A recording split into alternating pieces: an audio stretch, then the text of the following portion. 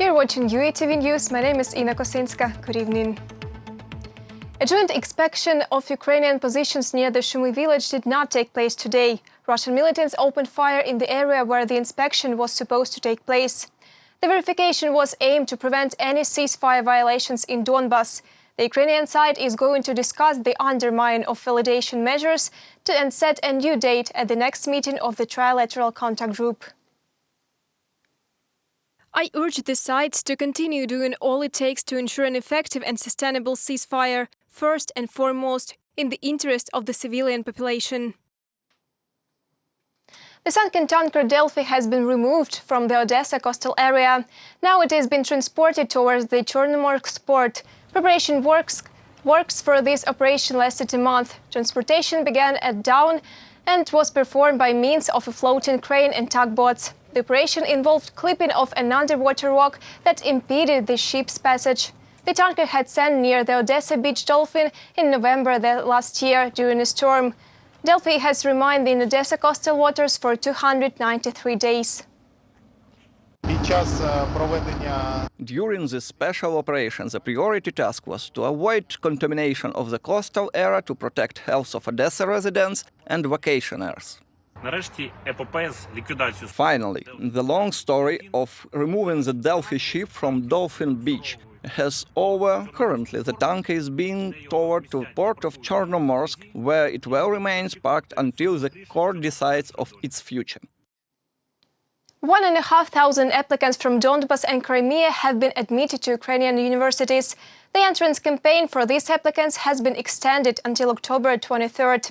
According to the Center for Quality Education, the number of residents of the territories beyond the governmental control who will start studying at Ukrainian universities this year has significantly increased. The independent external knowledge test for them has been cancelled this year.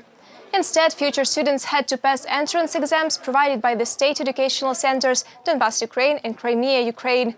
These applicants will get their university education free of charge within the established quotas. Previously, the admittance preferences were applied only to the applicants coming from Crimea.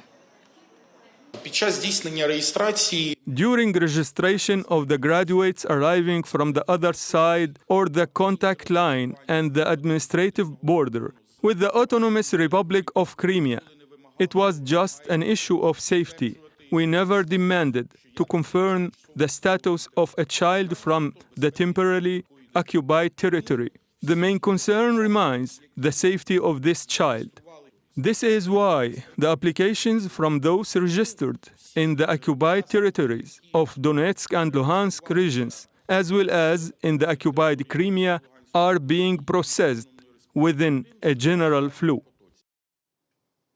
Free legal advice and defense in the court. There are 5 legal aid centers operating in Donetsk region. Thousands of calls are being accepted in each of them every year. You can get an advice by phone at any time of the day. Our correspondent Anastasia Volkova will find out the most actual questions. Volodymyr owns a bookstore in Bakhmut. Recently, someone has stolen his passport right at his working place. 2 people came to my shop, and a woman asked me to show her a book. My documents, wallet, passport, money, everything was laying on the top of the shop counter. In order to get his main document reissued, the man visited local free legal aid center. A new passport was ready in less than a month. Father Sergei has recently recognized his religious community due to its transition into the Orthodox Church of Ukraine. It was the Kiev Patriarchate previously, and now the parish has joined the Orthodox Church of Ukraine. That's why he had to change the state according to existing religions. The temple is located in the basement of residential building. Now Father Sergei is trying to ensure that the premises are legally transferred to the Orthodox Church of Ukraine. This service place we are in is currently considered unregistered. The state legislation on communal property rentals has just been adopted. Not to let this facility get withdrawn and auctioned, I submitted an application to the city council. Residents on either side of the contact line can get free legal advice or support before the quarantine. People from the territory not controlled by the government used to contact the Bakhmut Legal Aid Center as well. Often these are housing issues related to receiving subsidies or recognition of people as persons who lost their right to use housing. The only thing they need to do is just visit the center, or they can get advice by phone. People from the temporarily occupied territories often seek our help, and at present we can provide legal assistance to these people. We can both receive their calls or make a call ourselves. Our contact number is operating 24 hours a day. In Bakhmut, the Free Legal Aid Center has been functioning for 4 years. Over his period of time, lawyers have provided legal assistance to more than 6,000 people. Reported by Yamin Khaddour, UATV News.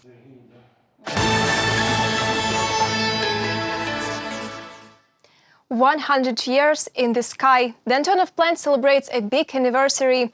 This is the facility where the legendary Ukrainian Mriya, the world's most potent cargo aircraft, was created 32 years ago. My colleagues saw the business card of Ukrainian aviation. Not every airport is capable of taking a Ukrainian giant, so it is often left on the runway. The length of the aircraft is 84 meters and the height 18. Its wingspan makes 20 meters, which is more than that of the largest Boeing. The pride of the Ukrainian aircraft industry, the pride of Antonov, the pride of Ukraine, the largest and most powerful aircraft in the world. No one country in the world has such a mighty thing, but in Ukraine we do.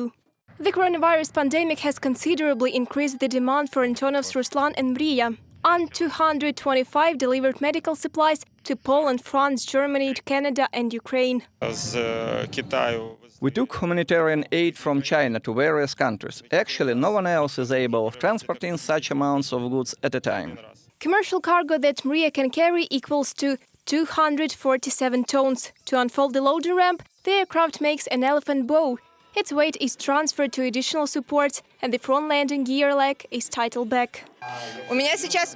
I've got a unique chance to feel like a part of the Mriya's cargo. Through this ramp, goods get into the heart of the aircraft. Mriya was created in 1988 to perform the tasks that exceeded the capabilities of the rest of cargo planes, to transport the Soviet shuttle, reusable spacecraft Buran. Test pilot Viktor Goncharov recollects his most prominent experience, flights to Bolivia. He transported models for the construction of a power plant there.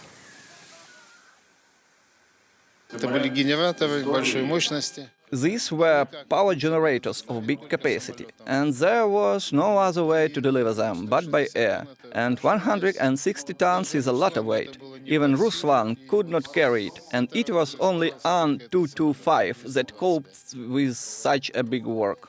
In whatever corner of the globe the Ukrainian Mriya arrives, a crowd of people always gathers around to look at it. But the aircraft's most devoted fan in Toronto airport employee Max Reft. Every time he meets our flight with the same gift, a huge cake weight from 3 to 5 kilograms, always feature a picture of Mriya and the Ukrainian banner. Max greets the aircraft with the flag of his homeland and wear vyshyvanka in any weather. In 2 weeks, Mriya will rise into the sky again. Its destination is a commercial secret, but the main thing is that the Ukrainian dream is very much expected there. Olena Diduch, Maxim Gradobuk, Kyiv region, UATV News. Perfect pitch and adult restraint. The 4-year-old pianist from Odesa claims the all-Ukrainian record. Maria Sviyazova plays complex compositions by heart and performs like an experienced musician. Our Odesa correspondents have heard the little genius.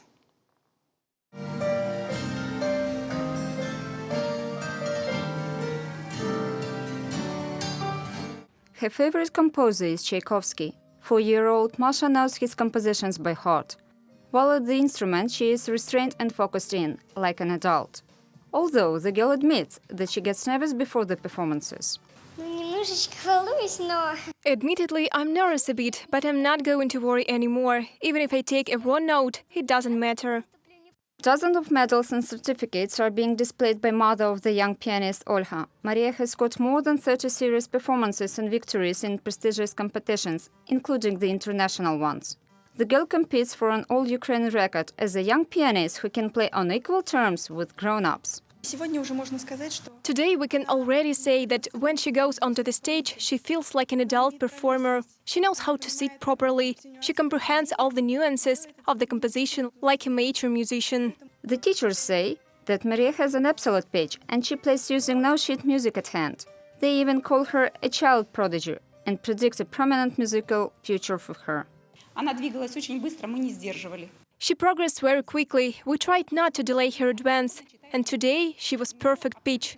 She reads sheet music fluently. She is willing to play the instrument in any mood, and she always leaves the class in good spirit.